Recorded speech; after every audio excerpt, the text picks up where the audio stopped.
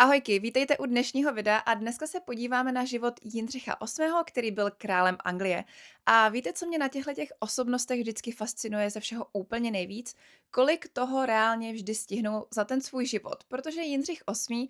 Se dožil pouhých, v dnešní době bychom řekli pouhých 55 let, a i tak stihnul se stát králem Anglie a mít 6 manželek. Z toho 2 popravit, jeho první životní lásku zavrhnout, druhá mu zemřela, rozvrátit katolickou církev v celé zemi, zavést anglikánskou a to celé jenom proto, aby se mohl rozvést a oženit s tím, kým on chtěl. A na tohle všechno se dneska podíváme. Hned na začátku je nutno zmínit, že to byl fakt fešák, takovej princ Harry před pár lety. Druhorozený syn z královské rodiny, vysoký 190 cm, atletická postava, miloval tenis a turnaje na koních, skládal hudbu a psal básně. Tyjo, to je jak nějaký balíček do seznamky s úvodním popiskem žhavé zboží. Mimochodem věděli jste, že v případě spáchání trestného činu máme tendenci na atraktivní lidi hledět s přimouřeným očkem a často tak dostávají nižší tresty, než spáchaný obdobný čin neatraktivním člověkem. Každopádně nejdřív se ale podíváme na období, než tenhle král Anglie totálně zešílel. Jindřich VIII. Se narodil roku 1491 Jindřichu VII. A Alžbětě z Yorku. A jelikož se narodil jako druhý syn, byl tak trochu odsunut na druhou kolej, co se týče výchovy a celkové přípravy na vládnutí zemi. Což je jakoby docela zajímavá volba, když si vezmeme v potaz míru úmrtnosti v té době, tak automaticky počítat s tím, že ten první jako se dožije dospělosti a stane se králem. OK. Jeho starší bratr Artur tedy měl vlastní vychovatele, učitele, služebnictvo a další rádce, kteří ho postupně připravovali na roli vládnutí. Oproti tomu Jindřich vyrůstal převážně v ženském světě se svou matkou a sestrama, což z něj udělalo muže, který dobře rozumí ženám a rád se od nich nechává rozmazlovat a hýčkat. Jednoho dne se ale všechno změnilo. 15letý Artur, který se zrovna oženil s Kateřinou Aragonskou ze Španělska, nečekaně zemřel. A tak se z 11letého Jindřicha přes noc stal následník trůnu a v jeho 18 letech byl korunován anglickým králem. Jeho první, zatím to můžeme nazvat rebelí, byla svatba s vdovou svého zesnulého bratra Kateřinou Aragonskou, která byla sice o 7 let starší, ale v té době krásná, vzdělaná a Jindřich se do ní upřímně zamiloval. Tehdejší církev však takový sňatek zakazovala. Jindřich si ale prosadil svou, vyžádal si speciální povolení od papeže s tím, že Artur, jeho zesnulý bratr, údajně s Kateřinou nikdy nespal a manželství tak nikdy nebylo naplněno. Prvních 10 let na trůnu Jindřich politiku zrovna moc neřešil, miloval rytířské turnaje, přestože mu to všichni rozmlouvali vzhledem k velkému riziku zranění. Hrál kostky, karty, utrácel šílené peníze za oblečení, miloval drahé kožešiny, samet, zlato a šperky. Zavedl trend obřích ramenních vicpávek, aby vypadal ještě větší a taky se velmi rád s přáteli převlékali do kostýmu třeba za rytíře nebo jeho oblíbeného Robina Hooda. A následně s oblibou vtrhávali do soukromých komnat své manželky a jakože hrozná sranda. A teď si nemůžu odpustit komentář, jo? Seš Kateřina Aragonská, vyslaná do cizí země provdat se za budoucího krále Anglie a upevnit už tak dost napjaté vztahy mezi Anglií a Španělskem.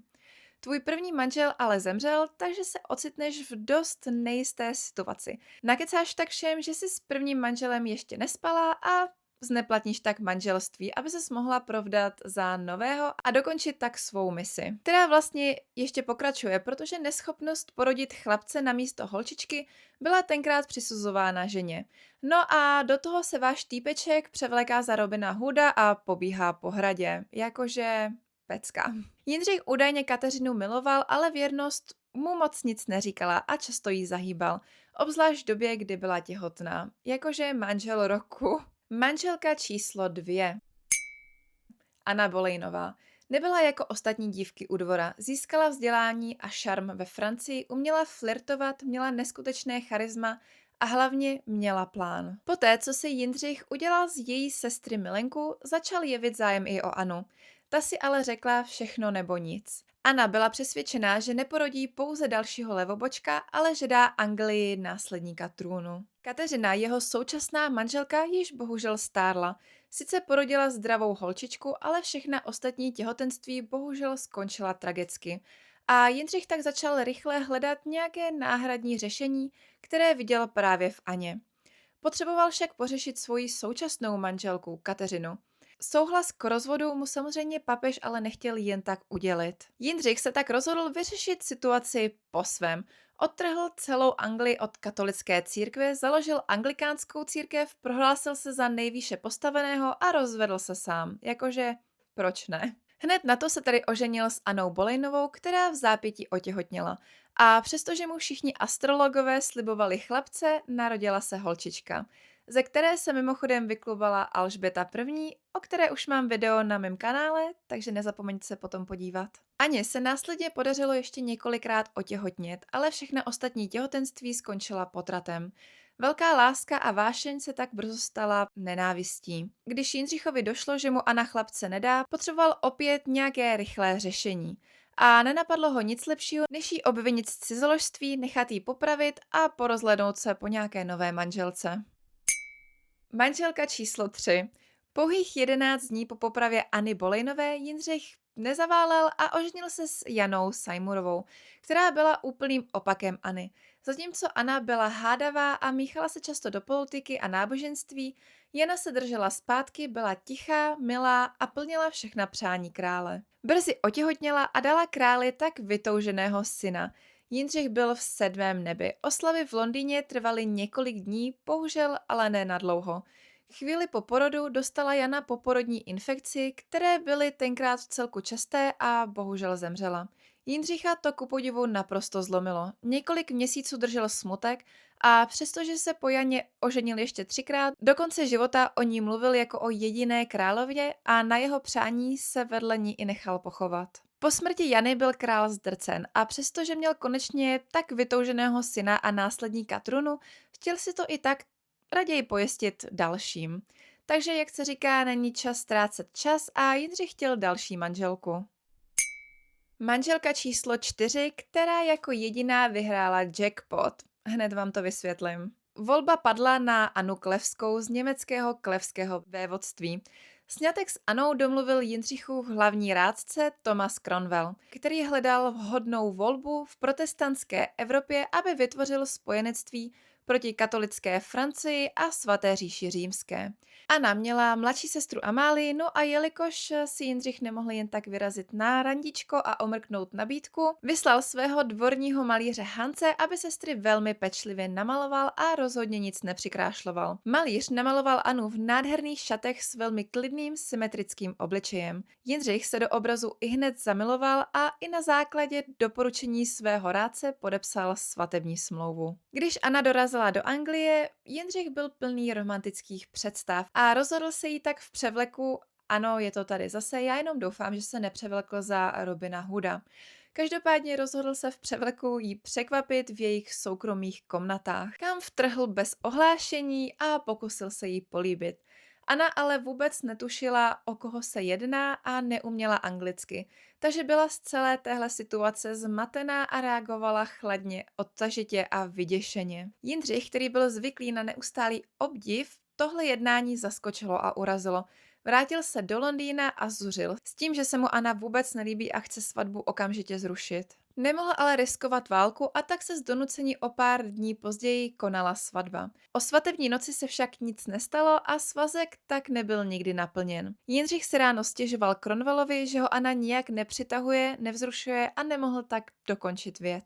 Anna, která byla vychovávaná ještě velmi postarou, vůbec vlastně nevěděla, co mělo nebo co nemělo proběhnout.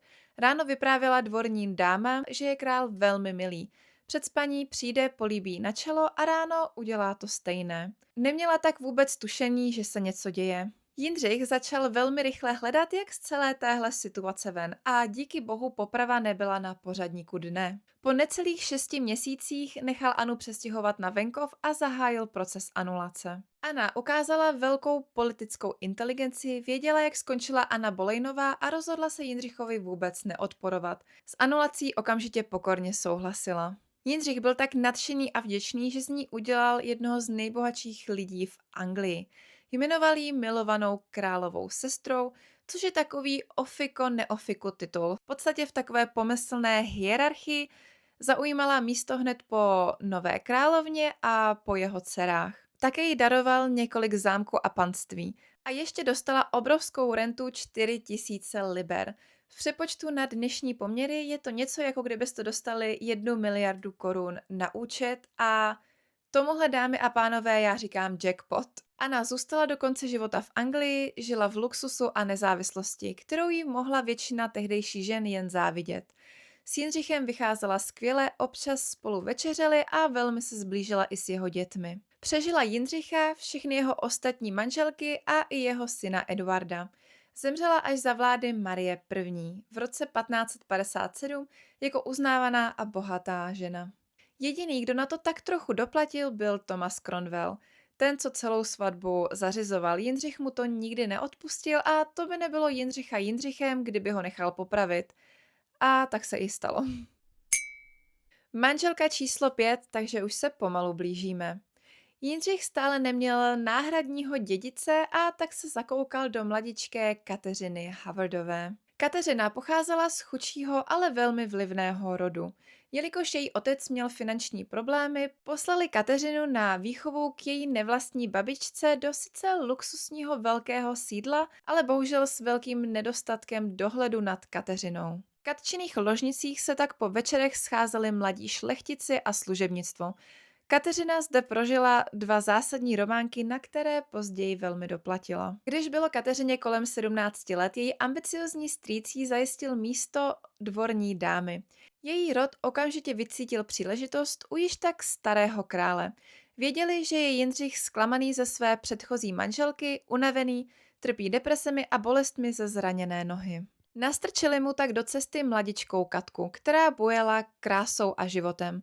Jindřich se okamžitě chytil, jak jinak, když už mu v té době bylo skoro 50 let. Katka pro něj byla jak živou vodou, po které toužil. Začali zahrnovat drahými šperky a pozemky, ještě když byl oficiálně ženatý s Annou. V té době ji viděl jako naprosto čisté a nevinné stvoření. Říkal jí, že je jako růže bez trní. Pouhé necelé 3 týdny po anulování svatby s Annou a v den popravy Tomase se tajně vzali. Svatba byla tichá a soukromá. Jindřich vedle mladičké královny opravdu ožil. Rád s ní tančil, pořádal hostiny, zhubnul a všichni okolo si šeptali, že král nikdy nebyl šťastnější. Kateřina byla sice trochu povrchní, ale svou roli rozmazlované královny si naprosto užívala. Jindřich z ní byl tak moc hotový, že začal plánovat velkolepou korunovaci, ke které už ale nikdy nedošlo. Hlavním problémem bylo to, že Kateřina svého starého, obézního a nemocného manžela nemilovala. Chyběla jí společnost vrstevníků. Během královské cesty po severní Anglii udělala osudové rozhodnutí. Začala riskantní milostný románek s královým oblíbeným dvořanem Tomasem. Schůzky jim domlouvala její dvorní dáma a psali si mezi sebou milostné dopisy. Vše však začalo jít rychle z kopce, když se do Londýna vrátili její milenci z minulosti a začali ji vydírat. Ke králi se velmi rychle dostaly ony dopisy a celá pravda vyšla najevo. Nevěra královny se považovala v té době za vlastizradu a Kateřinu nechal popravit. Jindřich se po její smrti uzavřel do sebe a jeho zdraví se rapidně zhoršovalo. Každopádně netruchlil nijak dlouho a na další manželství pomyslel už o pouhý rok později. Poslední 6. manželka Jindřicha VIII. Kateřina Parová. Poté, co tedy nechal Jindřich popravit svou předchozí manželku, propadl se do depresí, opět přibral a trpěl obrovskými bolestmi nohy ze zranění, které utrpěl před lety na turnaji a nálady se mu střídaly jako na běžícím páse. Dvůr byl ponurý a nikdo se moc do roli nové královny nehrnul, jelikož zde byla velká pravděpodobnost, že přijdete o hlavu. Pak se ale na dvoře objevila Kateřina Parová. Bylo jí kolem 30 let, byla nesmírně vzdělaná, kultivovaná a měla už za sebou 2 manželství. V obou případech ale ovdověla. Jindřichovi se velmi zalíbila a tak se zanedlouho konala další svatba. Král už nehledal vášnivou milenku, ale společnici, která by mu vlévala energii do žil a starala se o něj. V čemž byla Kateřina výborná a tak se pro něj stala spíše takovou ošetřovatelkou a společnicí. Dokázala ale ještě jednu neskutečnou věc. Dala dohromady Jindřichovu naprosto rozvrácenou rodinu.